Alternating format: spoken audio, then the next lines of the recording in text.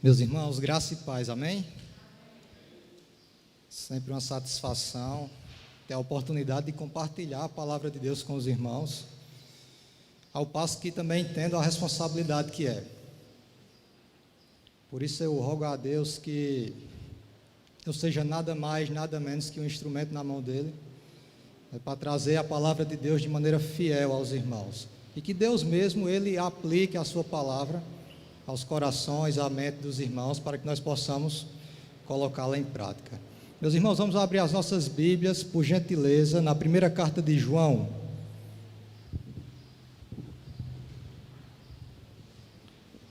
Primeira carta de João, capítulo de número 3. Nós vamos ler um pequeno texto curtinho, 1 João, capítulo 3, versículos do 1 ao 6. Todos encontraram? Amém? Fiquemos de pé, irmãos, para lermos em uníssono a palavra do Senhor, com atenção, com reverência. Leamos a palavra do Senhor. Vede que grande amor nos tem concedido o Pai, é em uníssono, irmãos, todos juntos. Amém? Vede que grande amor nos tem concedido o Pai, a ponto de sermos chamados filhos de Deus, e de fato somos filhos de Deus. Por essa razão o mundo não nos conhece, porquanto não conheceu a Ele mesmo. Amados, agora somos filhos de Deus, e ainda não se manifestou o que haveremos de ser. Sabemos que quando Ele se manifestar, seremos semelhantes a Ele, porque haveremos de vê-lo como Ele é. E a si mesmo se purifica todo o que nele tem esta esperança, assim como Ele é puro. Todo aquele que pratica o pecado também transgride a lei, porque o pecado é a transgressão da lei. Sabeis também que Ele se manifestou para tirar os pecados, e nele não existe pecado. Todo aquele que permanece nele não vive pecando. Todo aquele que vive pecando não o viu, nem o conheceu. Amém. Podeis assentar, amados. Temos uma palavra de oração breve. Senhor Deus, Pai eterno, muito obrigado, ó Deus, por esta oportunidade de compartilhar a Tua palavra com meus irmãos, ó Pai. Que eu seja um instrumento em Tuas mãos, Pai, que o Senhor mesmo aplique a Tua palavra nos corações dos ouvintes. É o que eu te peço em nome de Jesus, amém. Amém. Meus irmãos, essa carta, a primeira carta de João, ela foi escrita por João, o apóstolo de Cristo, o filho de Zebedeu, o irmão de Tiago, João, o conhecido como o discípulo amado. João, aquele que foi testemunha ocular de todo o ministério de Cristo, conviveu com Cristo. Então, ele foi testemunha ocular ali dos ensinamentos, dos milagres de Cristo. João é o mesmo que escreveu o Evangelho de João e também escreveu o livro do Apocalipse. João escreveu essas cartas, tanto a primeira como a segunda e a terceira, por volta do ano, entre o ano 90 e o ano 95 depois de Cristo. Ou seja, ali já próximo ao fim da sua vida, visto que João, ele morreu por volta do ano 98. E os destinatários de João eram muito provavelmente igrejas localizadas ali na província da Ásia. Segundo a tradição, João viveu seus últimos anos ali, muito provavelmente na cidade de Éfeso, mas ele pastoreava todas as igrejas da região, daquela região, né, da província da Ásia. E essa carta ela tem dois objetivos muito claros, irmãos. O primeiro propósito dessa carta, ela está lá no capítulo 5, versículo 13, quando João diz: estas coisas vos escrevi com a finalidade, com o objetivo de saberdes que tende a vida eterna, a vós outros que crerdes em o nome do Filho do Senhor, de Deus. Ou seja, João escreve essa carta com o objetivo de confirmar para aqueles que criam em Jesus como Messias, como o prometido de Deus, como o unigênito de Deus, que eles podiam ter convicção, certeza da sua salvação. Esse é um dos objetivos dessa carta. Mas tem um outro objetivo muito claro também nessa carta, que João escreve para alertar a igreja acerca dos falsos profetas. Está lá no capítulo 2, versículo 26, quando ele expõe, né? isto que vos acabo de escrever acerca dos que vos procuram enganar. Meus irmãos, desde a sua origem, desde o início, que o cristianismo convive com essa questão acerca do que é verdadeiro e do que é falso, do que é certo, do que é errado. Após a ascensão de Cristo, tem início ali a igreja cristã, liderada humanamente pelos apóstolos, né? E os cristãos, eles pregavam o evangelho de comunidade em comunidade. Mas já naquele período, mesmo no iniciozinho ali da igreja, eles já se deparavam com falsos ensinamentos, já com falsos mestres, ensinando coisas erradas acerca da pessoa de Jesus, acerca do Messias que tinha vindo. Inclusive, esse é o motivo pelo surgimento de várias cartas que estão na Bíblia, no nosso Novo Testamento. Os apóstolos tomavam conhecimento de heresias que estavam sendo pregadas, e como naquela época não era igual hoje, que a gente tem e-mail, WhatsApp, não. Eles escreviam cartas, admoestando, orientando os cristãos acerca do que era verdadeiro, acerca da verdade sobre Jesus Cristo.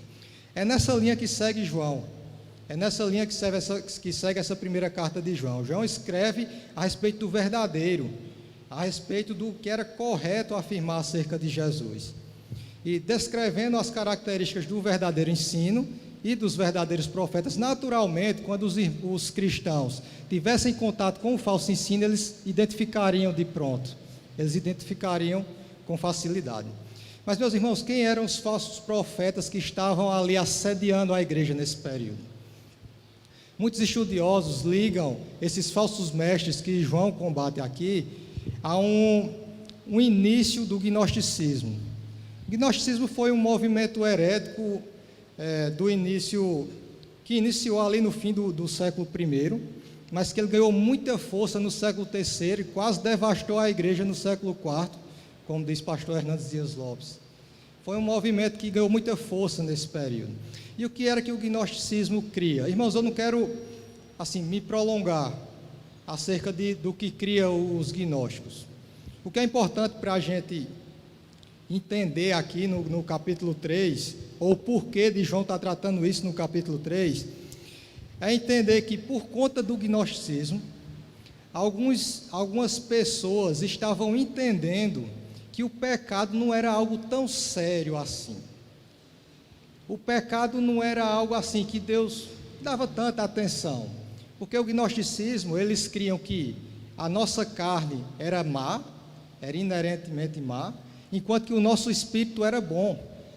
Nosso espírito era essencialmente bom. Então não importava o que eu fizesse com a minha carne, com o meu corpo, porque meu espírito continuava sendo bom. Então ele estava dando essa ideia de que, a gente pode pecar, não tem problema, porque o pecado é da carne, Deus sabe que a carne é pecaminosa, Deus está preocupado com o espírito, e o nosso espírito é bom. É por isso que eles, inclusive, entendiam que a morte era um momento de glória, de festa, porque era a hora que o espírito que era bom se desprendia da carne que era ruim.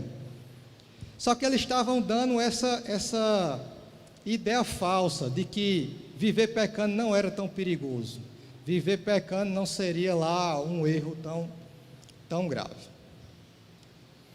Bom, irmãos, entendido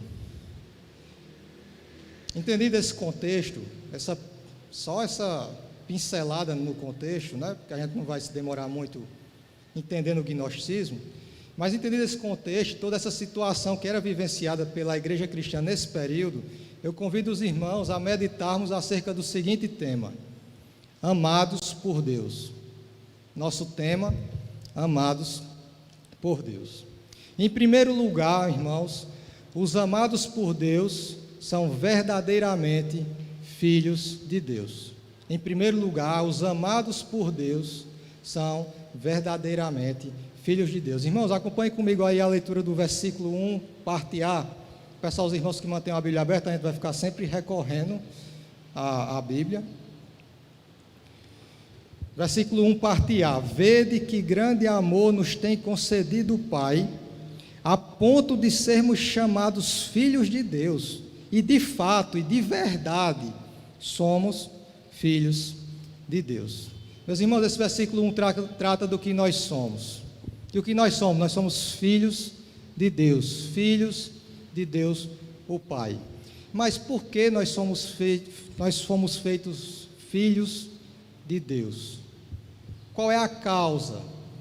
Será que Deus olhou para mim e viu algo que influenciou Ele a me amar? Será que Deus olhou para mim e viu algo de bom, que, eita, Renan é caba bom, vai pregar na igreja, vai estudar para dar aula na escola dominical, então eu vou amar ele? Será que Deus foi influenciado por algo que eu fiz, por algo que eu pensei? Com certeza não, irmãos. Com certeza não. Vejam o início do versículo, quando ele diz, vede, ele está dizendo, atentem, prestem atenção, numa linguagem mais jovem, se liguem, vede que grande amor nos tem concedido o Pai, a ponto de sermos chamados filhos de Deus, e de fato, nós somos filhos de Deus. Nós somos filhos de Deus, irmãos, graças ao amor que nos tem concedido o Pai. Nós somos chamados filhos de Deus graças ao grande amor que nos tem concedido o Pai. A causa de sermos filhos de Deus, a origem do nosso relacionamento de pai e filho entre nós e Deus, tem origem no grande, no espetacular amor de Deus que Deus tem nos dado generosamente. Percebam que essa palavra grega traduzida por grande, aqui grande amor, segundo Simon Kistemaker, ela sempre deixa implícito um sentido de espanto e geralmente de admiração. Então, João usa essa palavra aqui para expressar que o amor de Deus é grande, mas não é grande normal, ele é grande espantoso, ele é grande incompreensível, ele é extraordinário, ele é um amor que nos deixa perplexos e admirados por tão grande amor dispensados por nós. Esse amor de Deus é fantástico, amados, é impressionante, é extraordinário. Deus nos amou quando nós ainda éramos pecadores, fracos, inimigos de Deus. Isso está lá em Romanos capítulo 5, versículos do 6 ao 10. O pecado, ele afronta a Deus, ele é uma rebelião contra Deus. Mas mesmo nós pecadores, mesmo nós fracos, mesmo nós inimigos, Deus resolveu em sua soberania nos amar, mesmo sem nada de bom em nós que chamasse a atenção dele. Ele nos amou, nos fazendo filhos de Deus. E o amor de Deus não é de palavras. Deus comprovou o seu amor, ainda lá em Romanos 5. Deus comprovou o seu amor entregando o seu unigênito, o Senhor Jesus Cristo, para morrer em nosso lugar, para morrer por nós, que até então éramos inimigos de Deus. O plano maravilhoso da salvação, ele começa com o amor de Deus, meus irmãos. É o que o texto nos diz. Somos feitos filhos de Deus por causa do grande amor que Ele nos tem concedido. O reverendo Gustavo Ribeiro, comentando acerca do amor de Deus, ele traz 3 características do amor de Deus que eu acho oportuno a gente pincelar aqui, refletir de maneira bem breve. A primeira característica do amor de Deus é que o amor de Deus, ele não é influenciado. Deus não olhou para mim e viu alguma coisa que influenciou Ele a me amar. Não. O que é que 1 João 4, capítulo 4, versículo 19 diz? Nós o amamos porque Ele nos amou primeiro. Deus não nos amou porque viu alguma coisa em nós, é o contrário. Eu, Renan, só amo a Deus porque Ele me amou primeiro. Deus não foi influenciado, eu é que respondi ao amor de Deus. Deus me amou primeiro. E aí você pode se perguntar, e de onde é que vem esse amor dele? Deus me ama por quê? Esse amor vem dele mesmo, vem do próprio Deus. Deus é amor, vem da sua graça, da sua misericórdia. Isso é fantástico, irmãos, é para celebrarmos, é para vivermos em júbilo, em festa, por sabermos que Ele nos amou primeiro. A segunda característica do amor de Deus é que Ele é eterno. Jeremias 31:3, com amor eterno te amei, por isso com benignidade te atraí. Efésios 1:4 e 5, porque Deus nos escolheu nele antes da criação do mundo, para sermos santos e irrepreensíveis em sua presença. Em amor nos predestinou, percebam causa, em amor nos predestinou para sermos adotados como filhos por meio de Jesus Cristo, conforme o bom propósito da sua vontade. O amor de Deus, ele é eterno, irmãos. Ele não tem início, ele não tem fim. Deus nos amou quando? Antes da fundação do mundo, quando nada ainda existia, quando seus pais nem planejavam te ter. Deus nos amou lá antes da fundação do mundo. Deus não começou a me amar no dia 12 de abril de 91, quando eu nasci aqui na maternidade de Monteiro. Deus me amou antes da fundação do mundo. E se Ele me amou antes da fundação do mundo, Ele me ama hoje, Ele me amará eternamente. O amor de Deus, Ele é eterno. Por ser eterno, o amor de Deus, Ele é imutável. Nós às vezes queremos trazer características que são nossas para Deus. A gente pensa que Deus é inconstante igual a gente.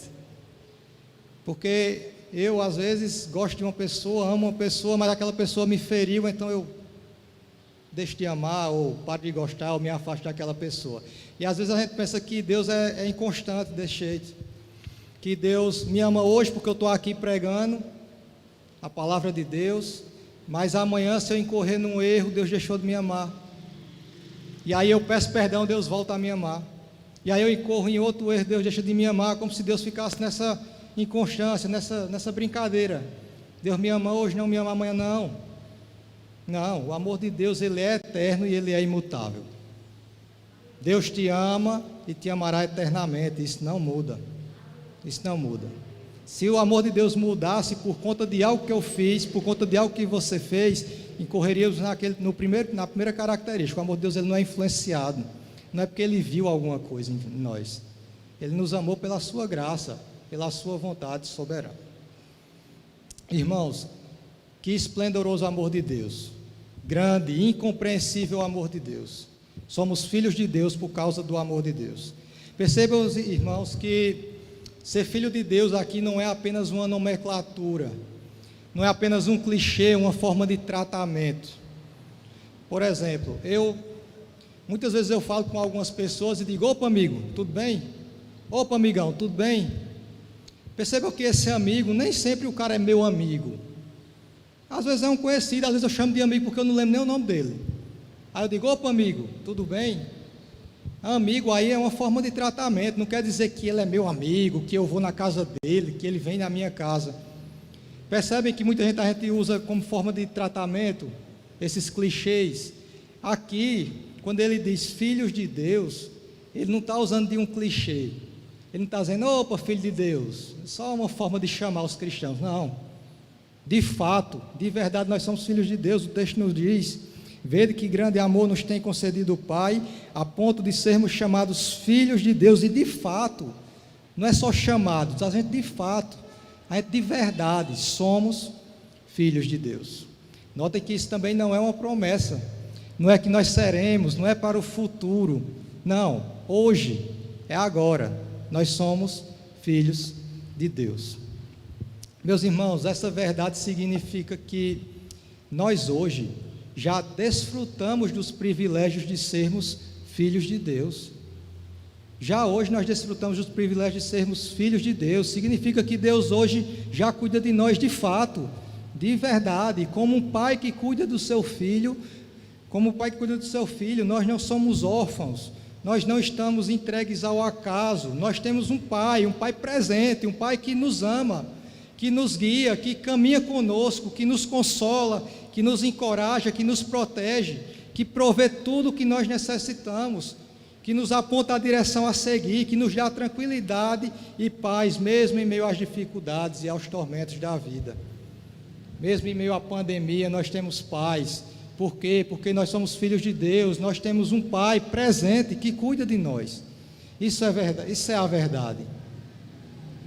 Percebam que Deus provê tudo o que nós necessitamos, desde o principal, do primordial, que foi a vinda do seu unigênito, para que através dele nós fôssemos salvos, mas desde roupa, desde o ar que respiramos, desde nosso alimento. Deus é o nosso Pai, Deus cuida de nós já hoje, isso é presente, isso é real. Nós somos filhos de Deus de verdade. Nessa realidade nós devemos nos deleitar, desfrutar, devemos saborear essa verdade, esse relacionamento com o nosso Pai, pois nele nós podemos viver em paz e satisfeitos, pois sabemos que estamos sendo cuidados pelo Deus Todo-Poderoso. aquele que é onipotente, onipresente e onisciente, por aquele a quem podemos chamar de Pai. Irmãos, vejam ainda no versículo 1 que existe uma consequência de sermos filhos de Deus. Graças ao amor de Deus, nós somos feitos filhos de Deus, e aí ele conclui: por esta razão, o mundo não nos conhece, porquanto não o conheceu a Ele mesmo. Se você olhar um pouquinho mais à frente aí, capítulo 3, versículo 13, você vai ver que ele vai ainda além.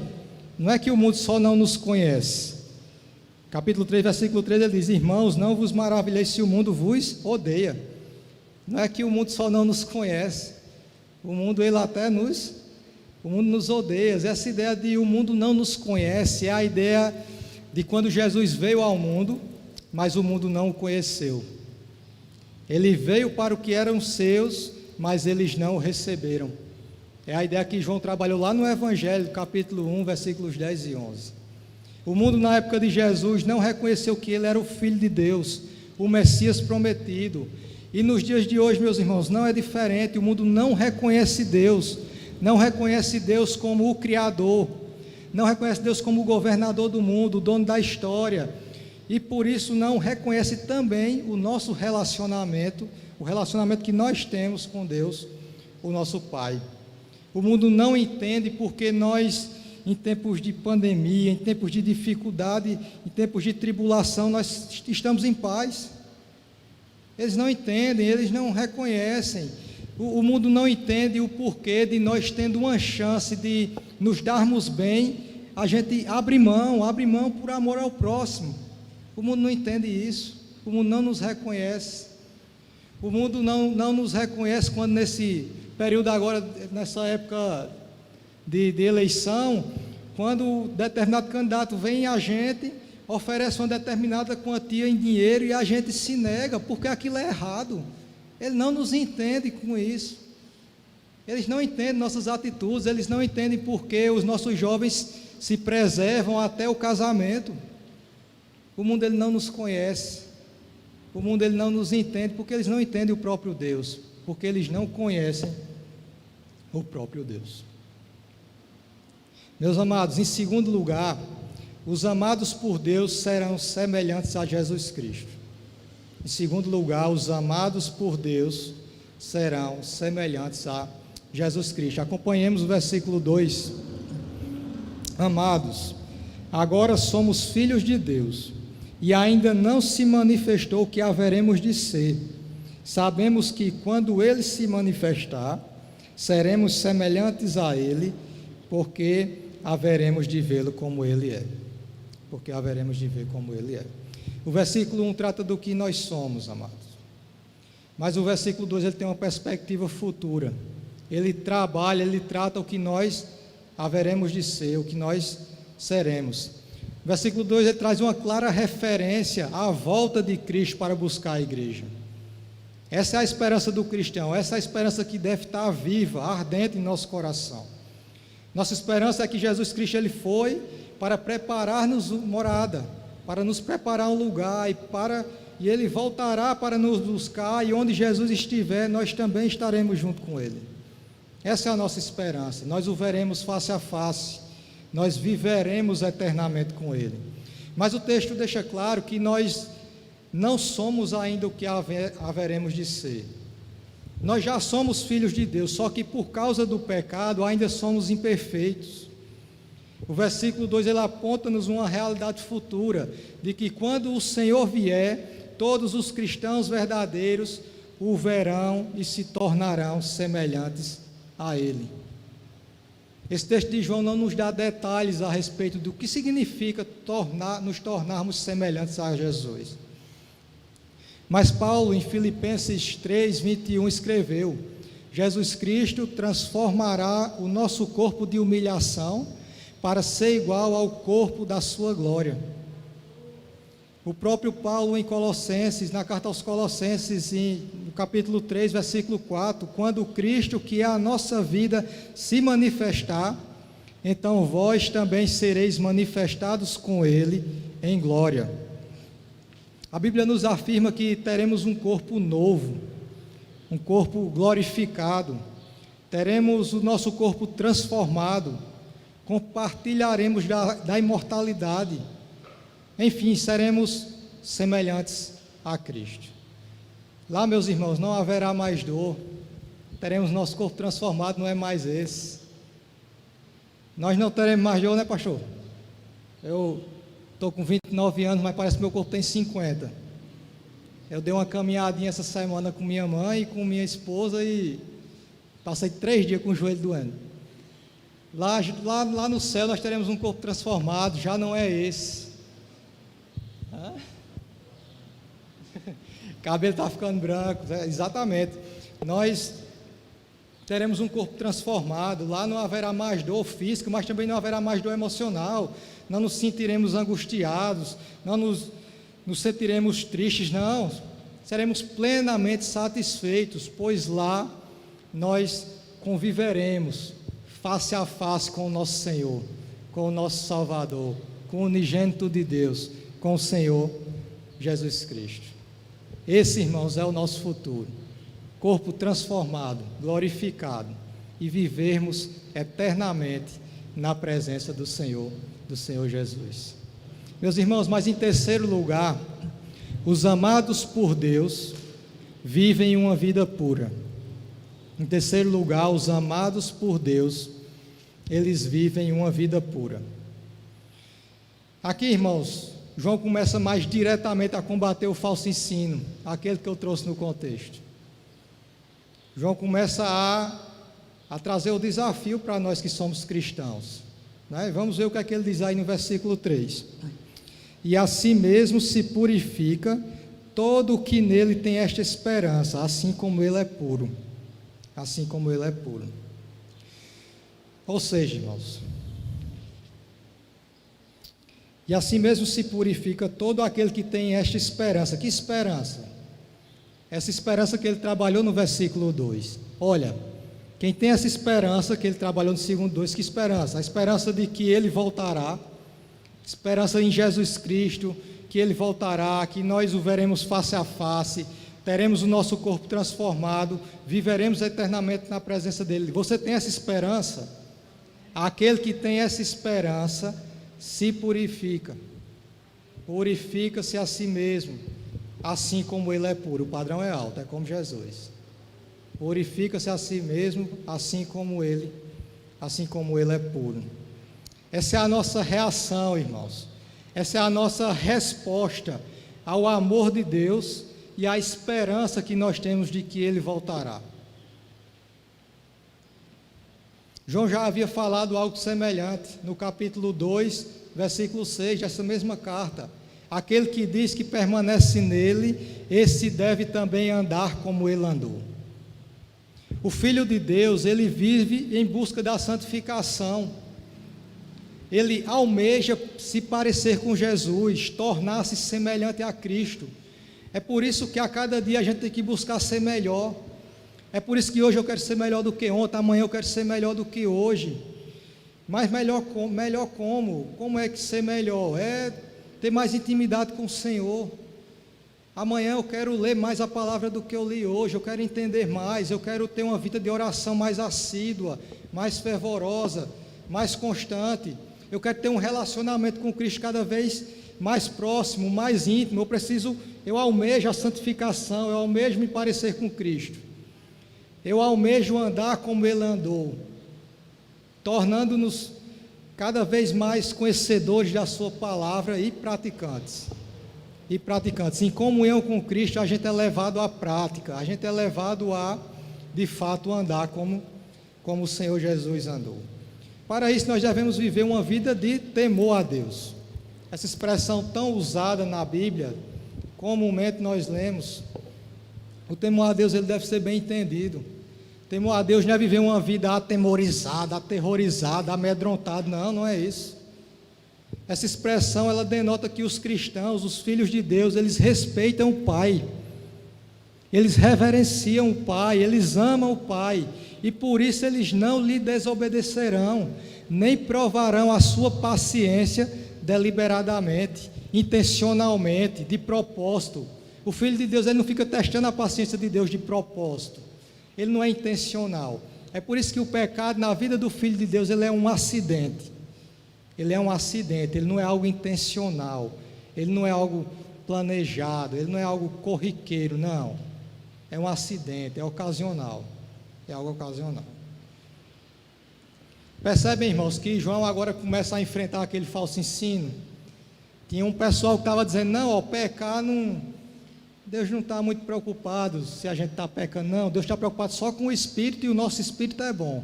Não, João diz não.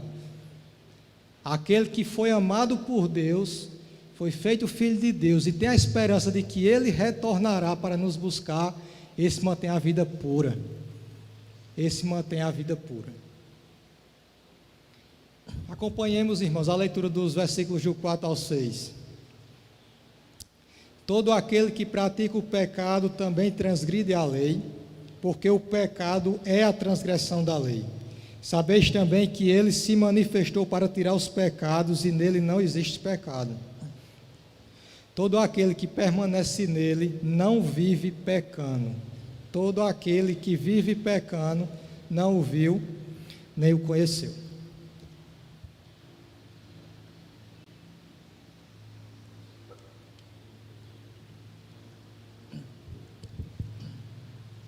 Meus irmãos, qual é a aplicação de manter uma vida pura?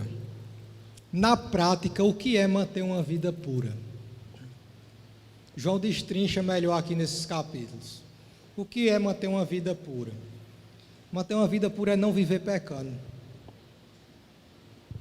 Traduz-se em não viver em função do pecado, norteado pelo pecado. Então, manter uma vida pura é não viver pecando. E aí ele fundamenta no versículo 4, ele traz uma definição acerca do que é pecado.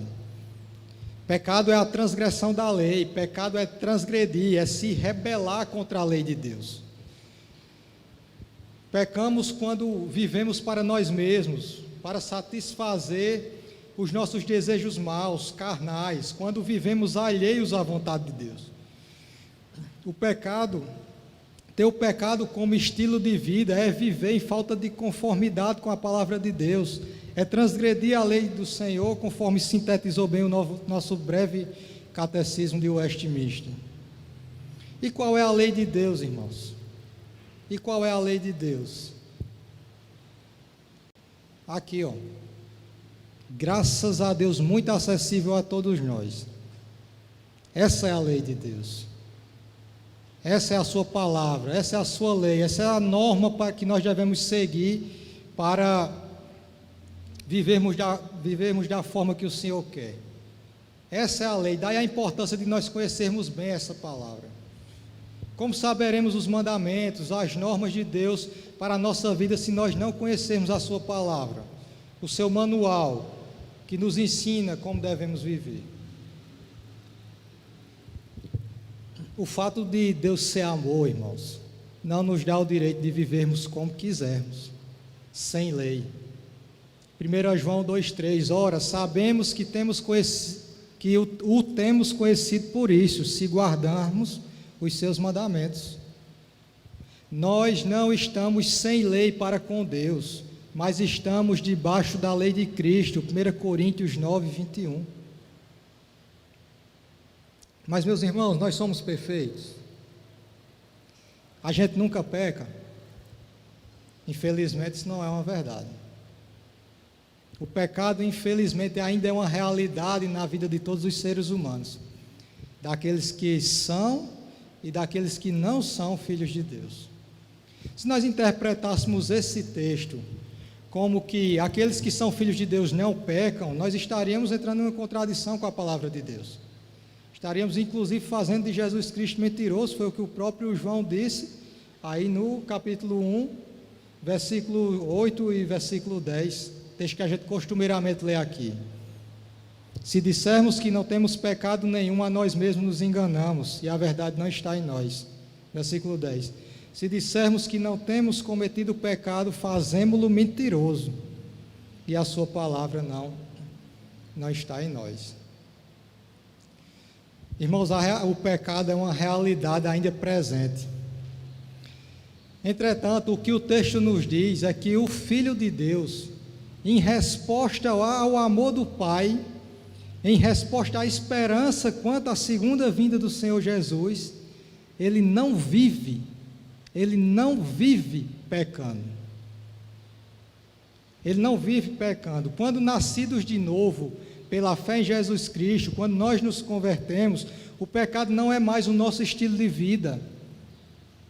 A gente não vive pecando, a gente não vive para o pecado, dominados pelo pecado. Essa é a ênfase do ensino aqui, está muito claro no versículo 6. Muito claro no versículo 6. Todo aquele que permanece nele não vive pecando. Todo aquele que permanece nele não vive pecando. Não vive pecando, não vive para o pecado, não faz do pecado o seu estilo de vida, o seu anseio, aquilo que ele busca, aquilo que ele faz de propósito, deliberadamente, não. Quantas pessoas, meus irmãos, fazem do pecado o seu estilo de vida? Quantas pessoas que trabalham a semana todinha com a única intenção de receber seu dinheiro no final de semana ou no final do mês, para no final de semana ir beber, e se embriagar, ir para uma festa mundana, e ali dançar sensualmente, flertar com várias pessoas, até namorar com várias pessoas, até conseguir algo mais com uma pessoa, com várias pessoas. Muitas pessoas fazem isso deliberadamente, intencionalmente, é seu estilo de vida, é o que eles anseiam. Mas, meus irmãos, não nos enganemos. Eu usei esse exemplo porque ele é bem simples e bem corriqueiro, bem contextualizado, a gente consegue entender bem. Mas viver para o pecado, viver em função ao pecado, não é só isso não. Lembremos do que João falou no versículo 4, a definição de pecado. O pecado é a transgressão da lei de Deus, é a transgressão da Bíblia Sagrada. Então tudo que fazemos contrário à lei de Deus é pecado, e se vivermos em função de qualquer pecado, nós não conhecemos a Jesus Cristo. Atentem, se nós vivermos em função de qualquer pecado, nós não reconhecemos a Jesus Cristo. Então, meus irmãos, não é só se embriagar, não é só fornicar, não é só adulterar. Muita gente vive em função de ganhar dinheiro ilicitamente, de desejar a mulher do próximo, de desejar o homem do próximo. Vive em função de mentiras, de cobiçar, de invejar o que é do outro. Mas pecado não é só não é só fazer o que é errado, é também não fazer o que é certo. Então tem pessoas que fazem do seu estilo de vida o não ajudar o próximo, o não ajudar ninguém, mesmo tendo condição para isso, não fazem, se omitem, negligenciam. Tem gente que vive em função disso, passam a vida toda dessa forma.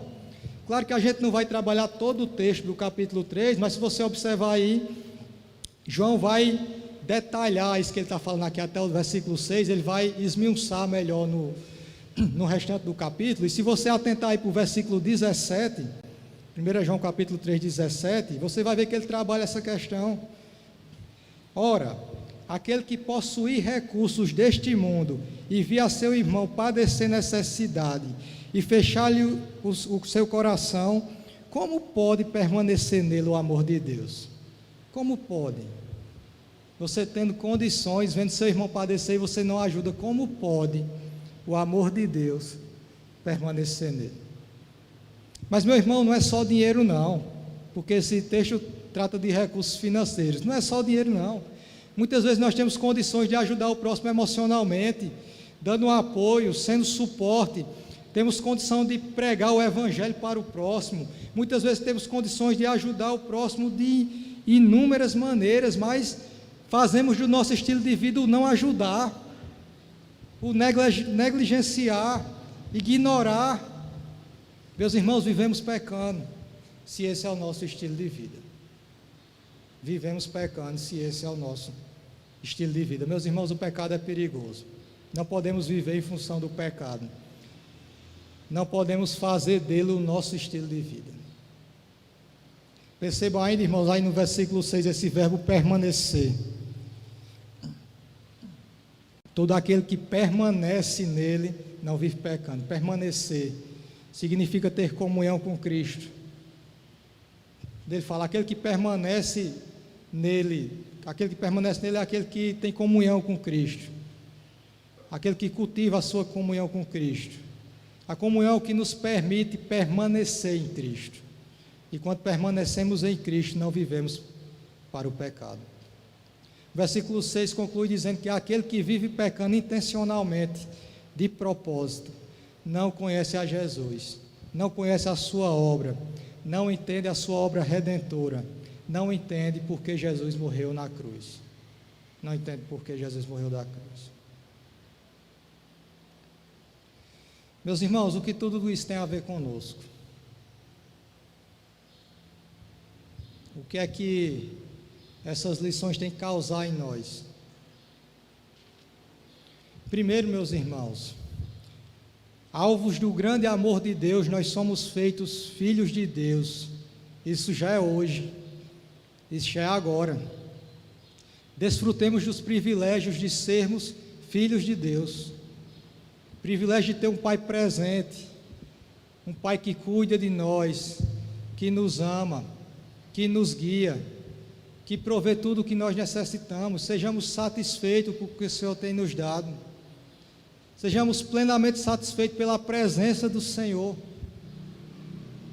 Regozijemos, celebremos, estejamos satisfeitos, pois o Senhor nos amou a ponto de sermos filhos do Deus Todo-Poderoso.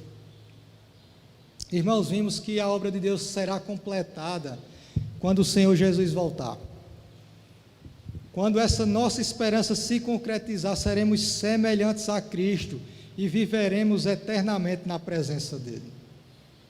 Vivamos desejosos, ansiosos, esperançosos, clamando pela volta do Senhor Jesus. Oremos Maranata, ora vem Senhor Jesus. Peçamos ao Senhor que abrevie os dias e que Ele retorne logo, o mais rápido possível, pois nada nesse mundo se compara à alegria de vivermos na presença de Cristo. Nem um casamento que você ainda almeja, nem ver seu filho crescer que você ainda almeja, nem uma viagem dos seus sonhos, nada, nenhuma dessas alegrias, nenhum desses sonhos, nada se compara a viver na presença eternamente no nosso Senhor Jesus Cristo. Desejemos, ansiemos a volta do Senhor. E em resposta a esse amor, em resposta a essa esperança, que nós vivamos uma vida pura, nos desviando do mal, vivamos conforme a vontade de Deus que está aí revelada nas sagradas letras, na Escritura Sagrada. Vivamos em busca da santificação, em busca de cada dia nos parecermos mais com Jesus, vivendo uma vida de temor a Deus. Não vivamos pecando, meus irmãos. Não vivamos pecando. Eu concluo, irmão, pegando emprestado as palavras do apóstolo Paulo, lá na carta aos Colossenses, capítulo 1. A minha oração é que nós transbordemos de pleno conhecimento do Senhor, para que vivamos de modo digno e para o inteiro agrado do nosso Salvador. Amém. Amém.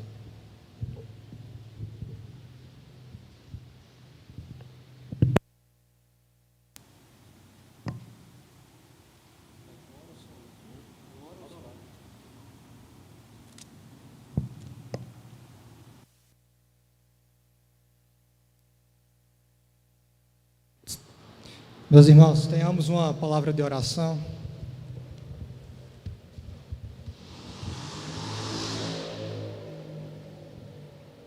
Senhor Deus e Pai, muito obrigado, Senhor. Muito obrigado pela Tua palavra, que é magnífica, ó Pai. Muito obrigado, Senhor, pelo Teu amor.